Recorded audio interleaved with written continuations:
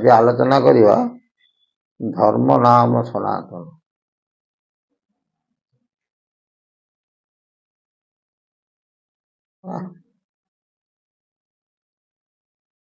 ଆମ ଧର୍ମ କଣ? ସନାତନ ଧର୍ମ।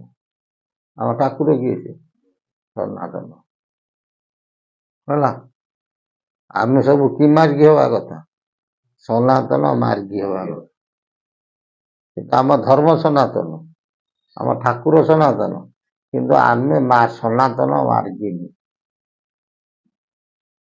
ଯେଉଁମାନେ ସନାତନ ମାର୍ଗୀ ନୁହେଁ ସେଇମାନଙ୍କର ହିଁ ବିନାଶ।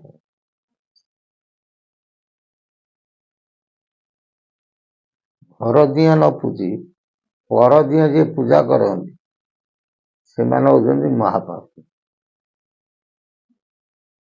ମହାପୁରୁଷ ଗୋଟେ ଲେଖିନାହାନ୍ତି ନା, ଗୃହ ଦେବତାକୁ ଯେଜନ ନ ପୂଜି ଦେବାଳୟ ସଦା ଯାଇ ଦେବା ଦେବୀ ଗଣ ଏକତ୍ର ହୁଅନ୍ତି ବିଘ୍ନ ଯେ ବାଞ୍ଚିବାକୁ। ବାପା ମାକୁ ପଚାରିବାନି, ସିଆଡେ ଜ୍ଞାନ ବଖାଣ କରିବା ରାସ୍ତାରେ ତାର କିଛି ମହତ୍ଵ ନଥାଏ। ବାପା ମାକୁ ପଚାରିବାନି, ଗାଁର ମୁଖିଆ ହବା କି ପଞ୍ଚାୟତର ମୁଖିଆ ହବା କି ଏମଏଲଏ ହବା କି ଏମପି ହବା ତାର କିଛି ମହତ୍ଵ ନଥାଏ। ସେ ଗୁଣର କିଛି ମହତ୍ଵ ନଥାଏ।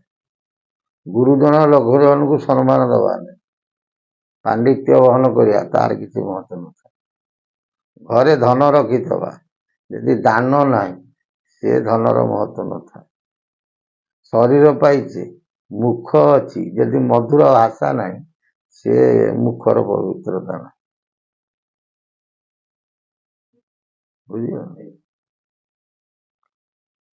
ତେଣୁ ଆମ ଧର୍ମ କଣ? ସନାତନ ଧର୍ମ।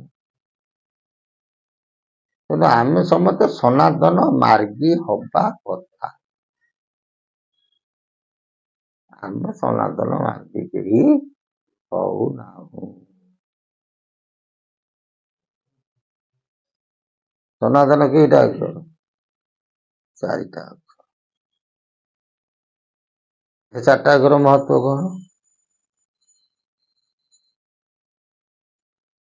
ଶିଶୁ ଅଭିରାମଙ୍କ ଭାଷାରେ 6ଟି ସତ୍ୟ ବୋଲି କହି, 9ଟି ନାମ ଯେ ବୋଲାଏ, 10ଟି ତତ୍ଵର ବିଚାର, 9ଟି ଜ୍ଞାନର ଭଣ୍ଡାର, ଏ 4 ସନାତନ କହି ଏହାର ବିନୁ ଆନ ନାହିଁ। ତାଙ୍କ ଭାଷାରେ ସେ କହୁଛନ୍ତି ହଉଛି ସତ୍ୟ, ନା ହେଲା ନାମ, ତ ହଉଛି ତତ୍ଵ, ନ ହେଲା ଜ୍ଞାନ। ବା ସତ୍ୟ ନାମ ତତ୍ଵ ଜ୍ଞାନ। ସତ୍ୟ କଣ ଫେରେ? ନା ନାମ। ତତ୍ଵ କଣ? ଜ୍ଞାନ। ତେଣୁ ନାମ ତାକୁ ମିଶେଇ ଦିଅ ଫେରେ, ନାମ ତତ୍ଵ। ଯାହାକୁ ଜଗନ୍ନାଥ ଦାସ କହିଲେ ତତ୍ଵ ବୁଝିଲେ ଫେଡେ ଭ୍ରାନ୍ତି, ଭବ ସଂସାରରୁ ତରି ଯାଆନ୍ତି। ତତ୍ଵ ବୁଝିଲେ କଣ ହେଇଯିବ? ନିଜ ନାମଟା ନିଜେ ଜାଣିଯିବ। ନିଜ ନାମ କଣ? ବର୍ତ୍ତମାନ ଜଗତରେ ଅନେକ ଗୁରୁକୁଳ ବାହାରେ, କିଏ ନିଜ ନାଁ କହିଦଉଛି, କିଏ ମହାମନ୍ତ୍ର କହିଦଉଛି, କିଏ କୃଷ୍ଣ କହିଦଉଛି, କିଏ ହଂସ କହିଦଉଛି, ଯିଏ ଯାହା ପାଇଲା କହିଦଉଛି। କିନ୍ତୁ ଜଗତରେ ଯେତେ ମନେ ରଖିଥାଉ ସମସ୍ତଙ୍କର ନାମ ହଉଛି ଗୋଟିଏ। କାଶିଆ, ଗୋବିନ୍ଦ, ଗୋପାଳ ଏସବୁ ଆମ ଶରୀରର ନାଁ। ତତ୍ଵର ମାର୍ଗକୁ ନାମ ଗଲେ ନାଁ ହଉଛି ଗୋଟିଏ। ଏବଂ ସଦଗୁରୁ କେବଳ ଜାଣିଥିବେ କଣ? ରାମ ତାରକା ମନ୍ତ୍ର 6 ଅକ୍ଷର, ବ୍ରହ୍ମ ଏକାକ୍ଷର ମନ୍ତ୍ରଟା ହଉଛି 12 ଅକ୍ଷର। ସଦଗୁରୁଙ୍କ ବ୍ୟତୀତ ଆଉ କି ସମସ୍ତେ ଜାଣିପାରିବେ?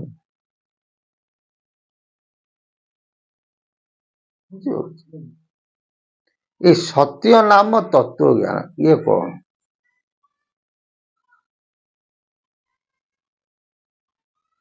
ପୁଣି ଗୋଟିଏ ତାଙ୍କରି ଭାଷାରେ ସେ ହଉଛନ୍ତି ସ୍ୱୟଂ ଜଗନ୍ନାଥ। ଭଜମନ ସନାତନ ଜଗନ୍ନାଥଙ୍କୁ ଭଜିଲେ ତୁ ନ ଡରିବୁ କାଳ ଯମନ। ଜଗନ୍ନାଥ ଭୟଙ୍କର ତିନି ପୁରରେ ଅନ୍ତର, ଦେବସୁର ଡରିଥାନ୍ତି ତାର ନାମ। ଭଜ ମନ ସନାତନ ଜଗନ୍ନାଥ।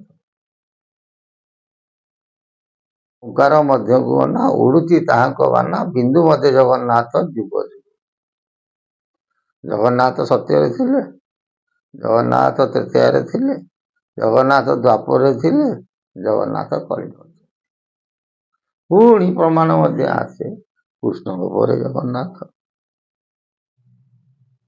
ତାହେଲେ ଏ ଜଗନ୍ନାଥ କିଏ, ସେ ଜଗନ୍ନାଥ କିଏ? ପୁଣି ଶାସ୍ତ୍ର ପ୍ରମାଣ ଦିଏ, ଯାବତ ଜଗତ ତାବତ ଜଗନ୍ନାଥ। ଜଗତ ଯେତେବେଳେ ସୃଷ୍ଟି ହେଲା ସେତେବେଳେ ଥିଲେ ଜଗନ୍ନାଥ। ଏତେ କଥା ଛାଡ, ଆମର ପଛ କଥା, ସେ ବହୁତ କଥା। ବୋଲେ ସନାତନ ହଉଛନ୍ତି କିଏ ସେ? ନା ସ୍ୱୟଂ ଜଗନ୍ନାଥ। ସତ୍ୟ ନାମ ଏବଂ ତତ୍ଵ ଜ୍ଞାନ, ଜଗନ୍ନାଥ ହିଁ ସତ୍ୟ। ଏଠି ଜଗନ୍ନାଥ ଶବ୍ଦରେ ଆସିବ ବ୍ରହ୍ମ ହେଲା। ଦେହ ମିଥ୍ୟା, ଧାରା ସୂତ ମିଥ୍ୟା, ବନ୍ଧୁ ବର୍ଗ ମିଥ୍ୟା, ପଞ୍ଚଭୂତ ବି ମିଥ୍ୟା, ଏକ ବି ସତ୍ୟ, ବ୍ରହ୍ମ ବି ସତ୍ୟ, ବା ନବତନୁଜ କୃଷ୍ଣ ବି ସତ୍ୟ। ବ୍ରହ୍ମ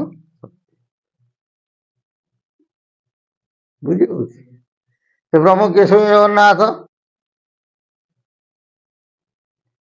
ତେଣୁ ପ୍ରଭୁଙ୍କୁ ଭକ୍ତ ସବୁବେଳେ ଚିନ୍ତା କରେ। ଆଉ ଏତିକି ମନେ ହେଇଥାଅ, ଜଗନ୍ନାଥ ନାମଠୁ ନାମ ନାହିଁ,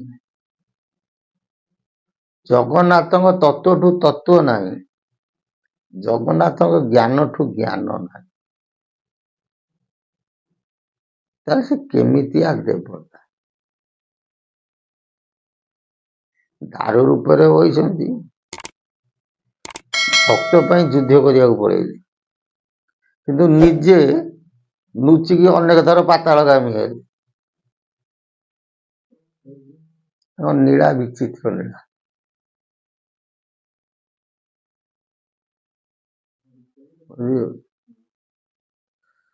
ସାକ୍ଷୀ ସ୍ୱରୂପ ଦେଖିଲା କିଏ? ନା ମାଣିକ ଗୌଡୁଣି।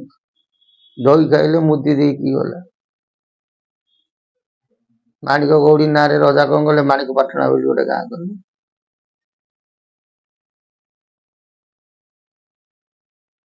ସେ ଦାରୁ ହେଲେ ମଧ୍ୟ ସେ ଅରୂପାନନ୍ଦ, ରୂପ ଥାଇକି ତାଙ୍କର ରୂପ ନାହିଁ। ସିଏ ହିଁ ଜଗତ ସତ୍ୟ, ସିଏ ହିଁ ବ୍ରହ୍ମ, ସିଏ ହିଁ ତତ୍ଵ। ଜଗନ୍ନାଥ ତତ୍ଵ ଠାରୁ ଆଉ ତତ୍ଵ ନାହିଁ।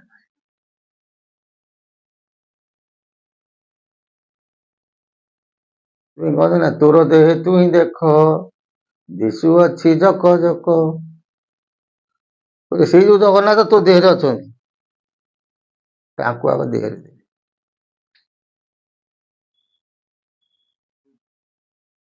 ସେଥିପାଇଁ ଗୋଟେ ଆଉ ଗୋଟେ ଭଜନ କରନ୍ତି, ଏଇ ମନ ଚତୁଧା ମୂରତିରେ ମୂଢମତି, ଏଇ ମନ